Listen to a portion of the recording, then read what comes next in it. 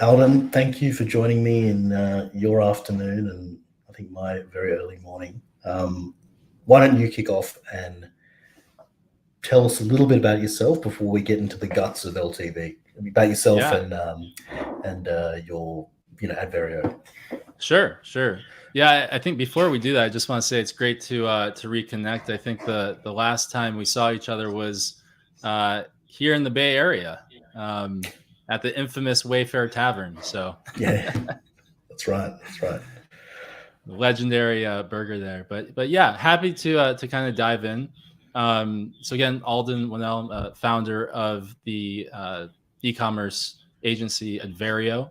And I originally got into the Amazon selling space around 2013. So this was like right around the time when FBA was becoming big in the space and allowing a lot of new sellers to come into the space. So around that time, I was working full-time in finance, but I decided to kind of give it a go and launch my own brand or product really in the photography space. So it was really to tell you what it was a selfie stick. And what I actually did was just, I saw, that fad was kind of on the rise around then. And all of the ones that were in the market were just garbage, except for GoPro maybe. And so I just looked at negative reviews. I made it better. I did better packaging, all that kind of stuff. And eventually it became a bestseller in the category within about 3 months. So ended up being number one for the term selfie stick and other related terms. And that was a wild ride. So again, that's kind of how I got started. And then kind of by way of that, went into consulting. I was part of a network of other, e-commerce entrepreneurs, and they started coming to me for advice. So that's kind of how things started, but I was still kind of like afraid to jump ship. And then, fast forward to 2018, I left my job at the San Francisco startup. It actually ended up being boring. I learned a lot. But that kind of gave way to me starting Averio in 2019. So that's kind of how I got into the space. Got it. And why don't you tell us a bit about how Adverio is different to other agencies? At least I feel like you guys kind of have a different service, different kind of offering compared to the rest of the market.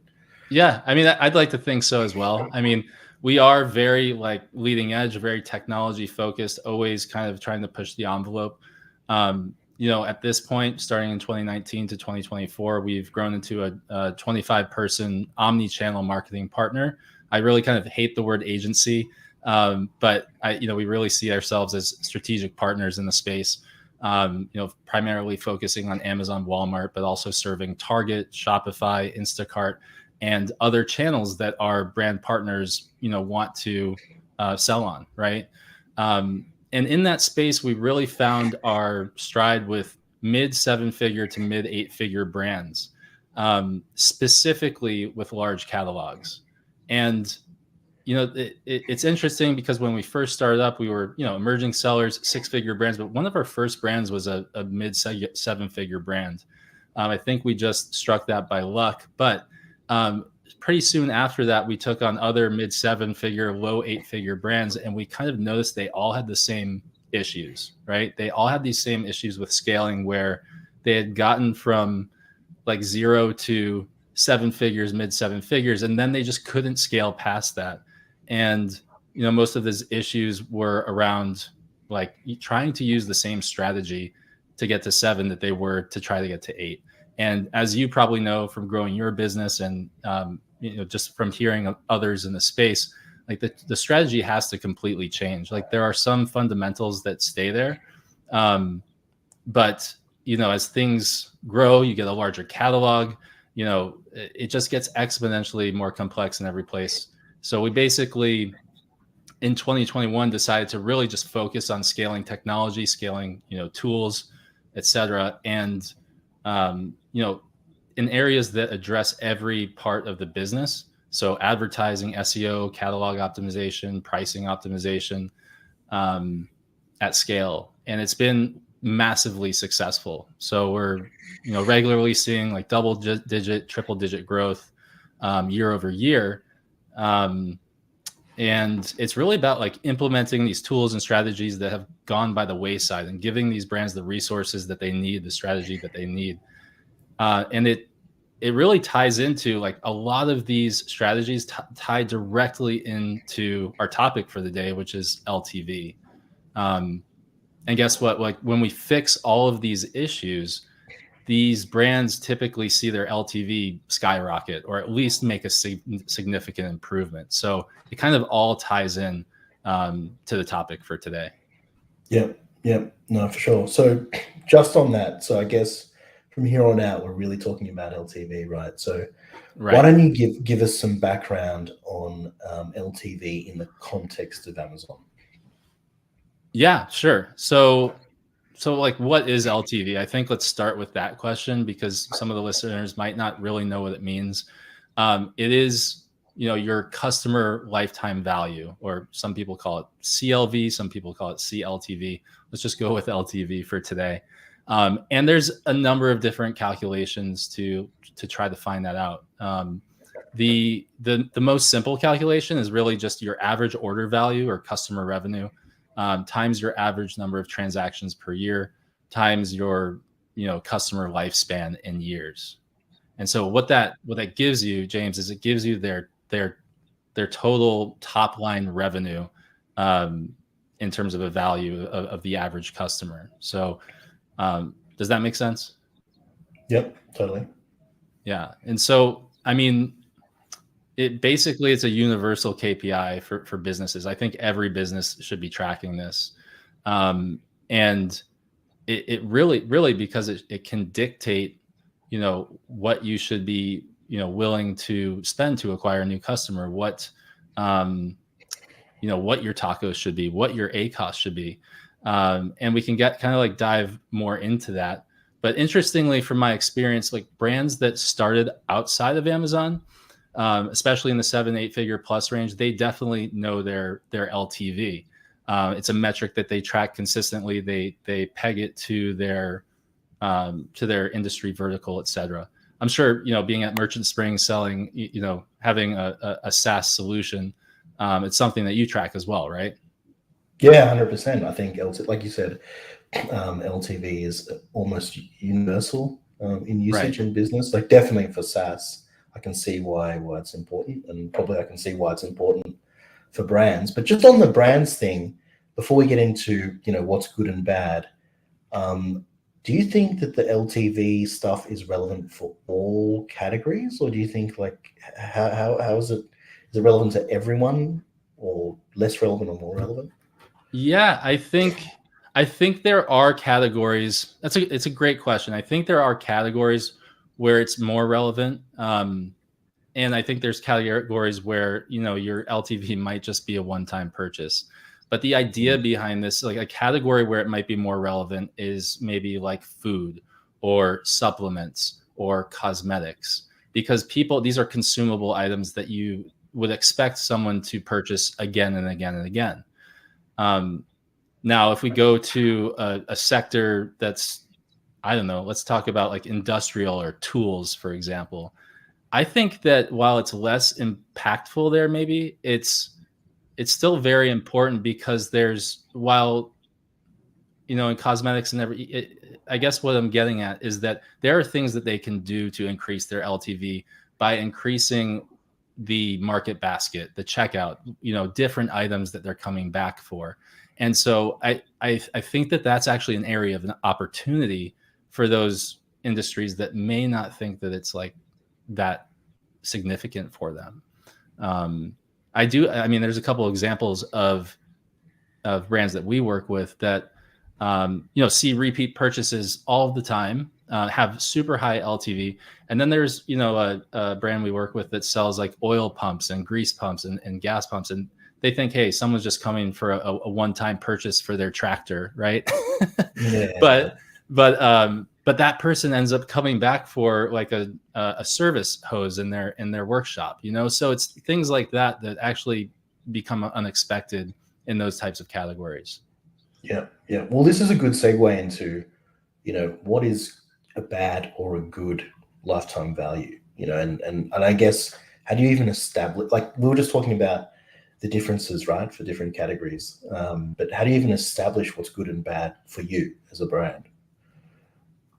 Yeah, I think it's a good question. I think, okay, well, you want your a good LTV is the norm for a good or a bad LTV, right? A good LTV is typically when it's higher than your customer acquisition cost, right? Mm-hmm. So that means that, and at least being equal to your customer acquisition cost. So if your LTV is higher than your customer acquisition cost, that means that, after you take out your, Amazon fees and your cost to acquire that customer, if that's positive, then that's that's a good LTV, for example. Um, and in terms of a bad LTV, that's really subjective because it just depends where the business is at. So if your customer acquisition cost is higher than your LTV, then you're losing money, right? So that would be a bad LTV. And why I say it's subjective um, is that emerging brands, startup brands, etc., they always have to spend more on acquiring new customers out of the gate. Once they become more established, have reviews, have a larger catalog, etc., then things start to even out. But it's just like starting any business. You have to first start that flywheel, get customers in the door, and then keep selling to them, right? Do you have Yeah. a different perspective on it? No, I think that's pretty. I mean, it sounds very similar to the software space. So no, I don't actually. Yeah. But what other metrics around LTV, should a brand or even an agency be looking at? And we've just touched on customer acquisition cost. That's another Right. metric that's relevant, right? What else is out there? Yeah, so I think, profit margin, obviously. So when you're looking at LTV, you're looking typically at a top line revenue number. And, like I said before, you want to take out the Amazon fees or any fees related to COGS, manufacturing, logistics, whatever, Amazon, and then your marketing dollars to acquire the customer. So definitely want to look at your LTV after those costs, right? As compared to your cost per acquisition. The other thing to look at would be your average order value. So if you can get your average order value to increase over time and do that by basically, supporting multi-packs, supporting size, color variations, cross-selling, upselling, accessories, for example, that's something brands should look to do and kind of naturally happens if their brand is merchandised well. So that's another thing to look at is your average order value. Other things to look at would be repeat purchase rate, right? So if there is a metric for this in Amazon. We can dive into it more if you'd like, but it can kind of give you a baseline LTV, but really it just tells you what percentage of your sales and orders are repeating from one time period to the next.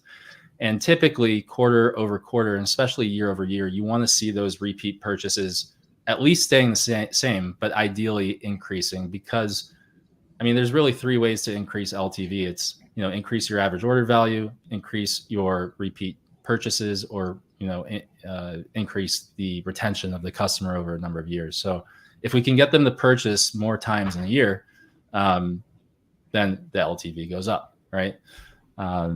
So basically that's your subscription rate or your churn rate, if you want to talk about it in SaaS terms. Yep. Yeah. Got it. No, I'm on the same page. Yeah. Just a quick question.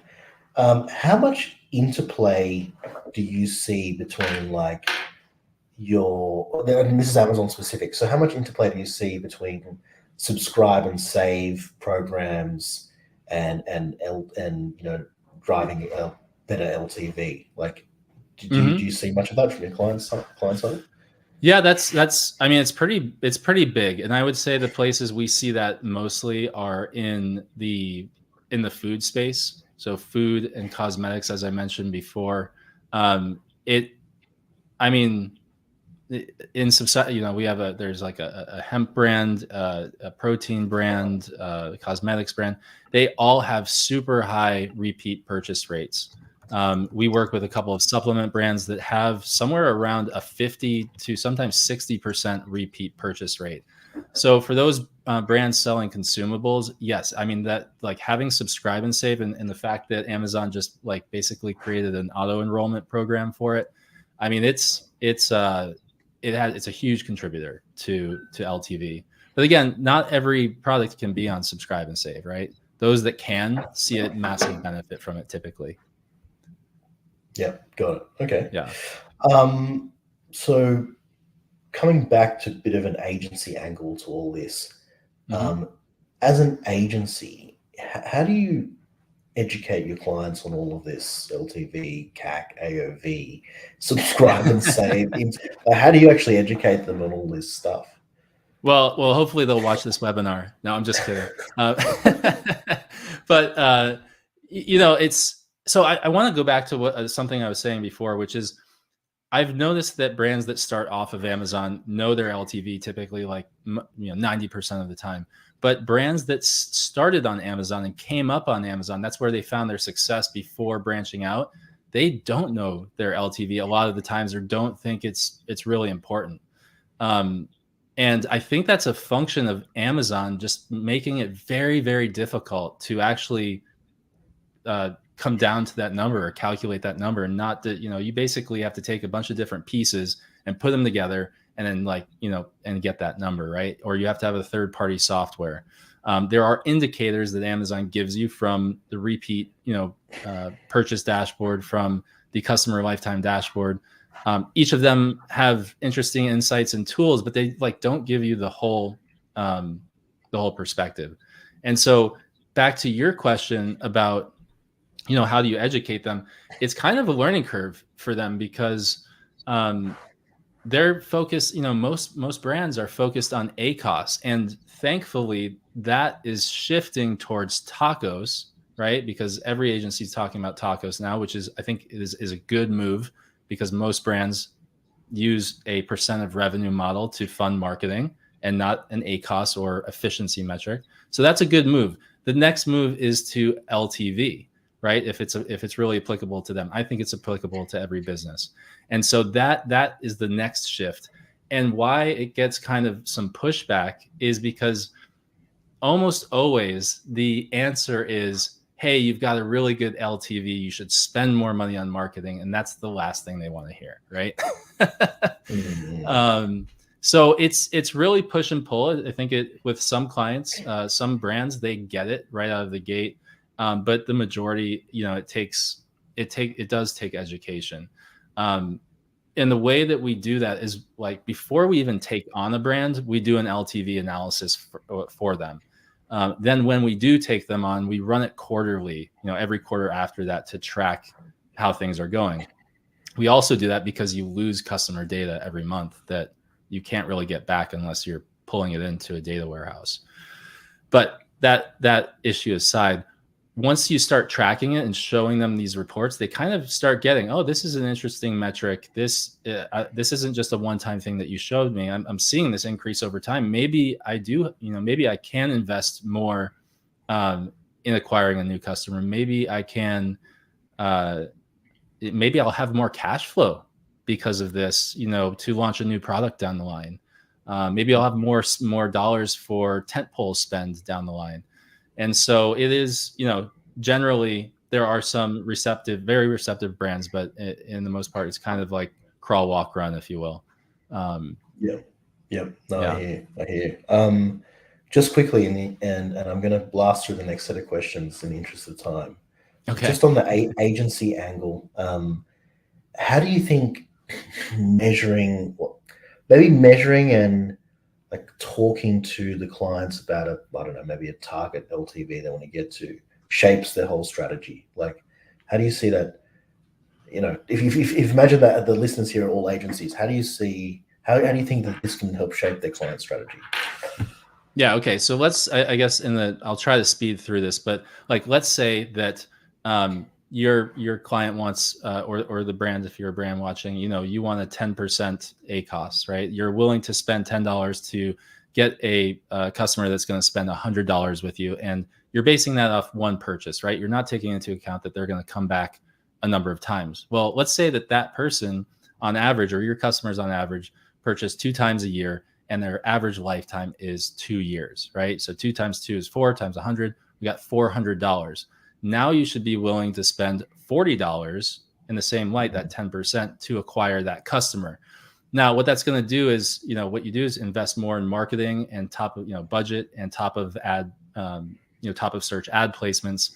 And you potentially, you take those customers on potentially at a loss for that first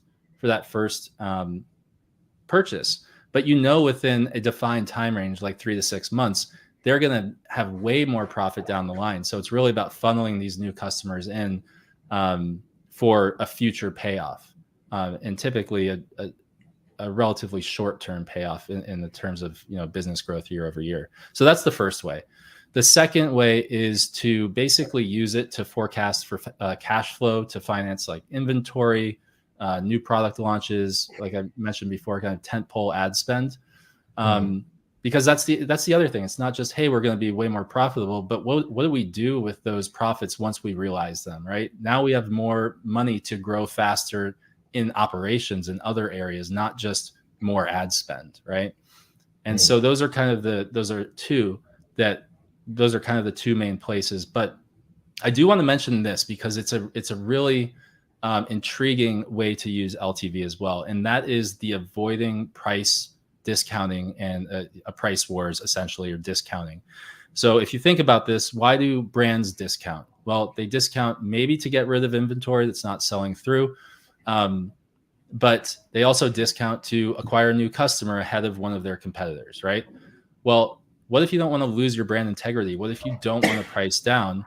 Now, if you look at it in the terms of LTV, if I was going to give a 20% price discount, maybe I'll just spend 20% more on acquiring that customer and keep my price the same, right? That way you keep your brand integrity, level, and you don't have to participate in that price war, which always ends badly, right? Yeah. No, that makes sense. That's a good take on it, especially for people that are all new to this. That is a very good take. Yeah. Jumping ahead, I guess this is more of a measurement theme, and how do you actually calculate these crazy numbers?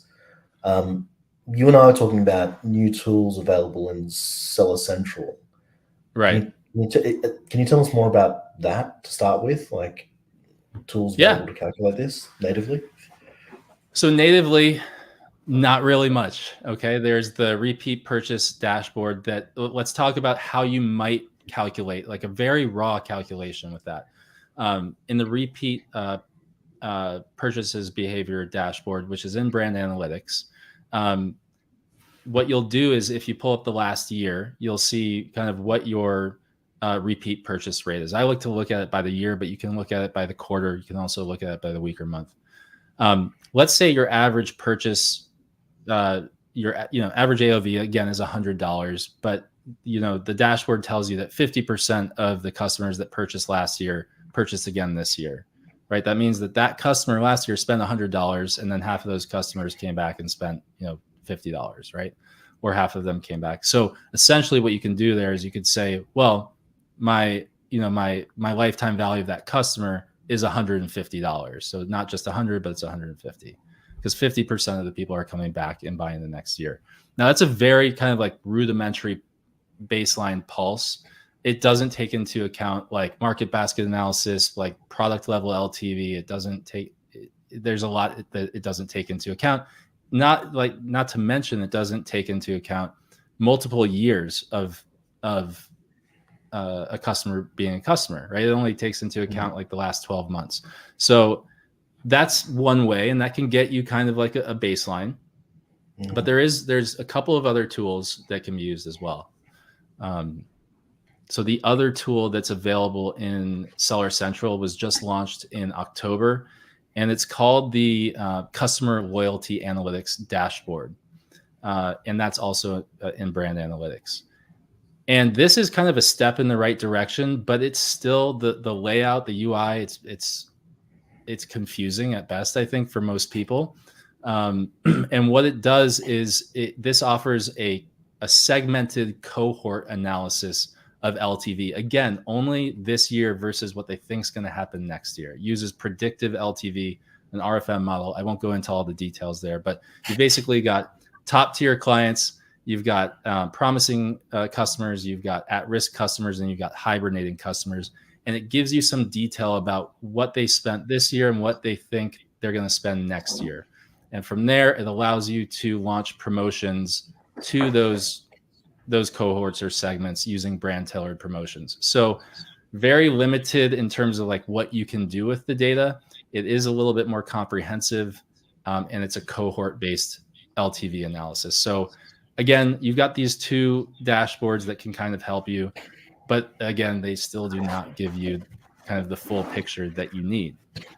So that's what's available now. It's a good start, I would say. Got it. I was just looking at my notes, and I just made a note earlier to ask you this question. How do they get access to this? Like, so you mentioned you go here, brand analytics, and then customer loyalty analytics. By default, does every seller account that has a brand in brand registry get access to this, or is there something else they actually have to do? Well, as far as I've seen, yes, I think that all the brand needs to do is get access to brand registry.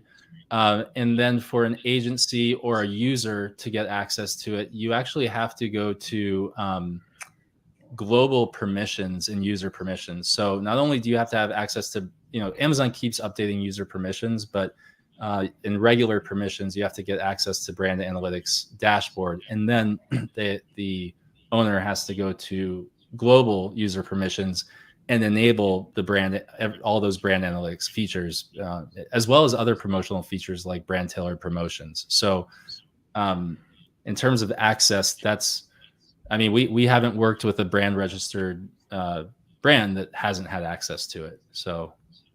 Got it. Okay. Yeah. Cool. Yeah, just thought I'd ask because sometimes Amazon can be slightly different region to region as well, like in terms of what's available in there. But yeah, thank you for clarifying that. Two more questions. So now we talked about natively managing it inside Amazon. Now imagine now we've got the metric, right? So how do you actually leverage that in your e-commerce business? This is more from a brand perspective now, as opposed to the agency angle we talked about before. Yeah, well, I think what we do is a little bit different. We don't use a third-party tool because 3 years ago, 4 years ago, I think now at this point, we created our own tool, our own LTV tool. And it's just a spreadsheet-based tool. We're actually building it into our proprietary dashboard right now. But essentially what you have to do is just download the customer order data, and you basically pivot it in a number of different ways. Look at different cohorts. Within that, you can look at product level LTV. And so that's how we do it right now. I mean, it's a manual, but very process, productized process that we're able to pull it on a regular basis. And again, so, we'll look at it, we'll look at it throughout the year. We'll talk to the customer about it, or the brand. And there are certain insights there, certain times of certain times of the year when certain products sell better or have more repeat purchases. So it makes sense to maybe push those products during those times of year. So there is some seasonality factor. There is, pushing best sellers versus, accessory items or cross sells, upsells, and how we can build that into things. And that's basically how we leverage it in the business. But I mean, when a brand realizes that, hey, I should expect shoppers, at least testing it is something that we typically do. And it usually pans out in the right way. So I don't know if that answers your question, but that's kind of how we've been. Yeah. There's other tools that we've tried, but they've all been missing something. So we just created our own tool. Yeah, it makes sense. Yeah. I do have a question for everyone. So that tool you mentioned, the free tool, you're going to provide us with a link, right, to share to everyone who registered for this webinar. Yeah. We have basically like a free Amazon toolbox that goes over like 12 different tools in Seller Central that are basically overlooked by the majority of the time. So it goes over like how to access those tools. There's education, like blog articles and videos about those tools. And there's actually our own proprietary tool for each one of those 12, those 12 Seller Central features. So if you want it, it's free. You can go to adverio.io/merchant spring to go and grab your free copy. And if you need any help with it, we're here to help. So we're hoping that people give it a try and really find some value in it. Yeah, cool. All right. Well, look, we've just hit 30 minutes, which I think is the max anyone wants to listen to. Oh no, to the two of us. But look, thank you very much for making time and talking about that. I think, if anything, I think it hopefully just keeps fueling that shift in what people are talking about and focusing on their clients. So yeah, really appreciate it. Yeah, I really do think it's the next big shift. And yeah, it's a pleasure as always. Thanks for the time and reconnecting again. Thanks, Alden. Thanks.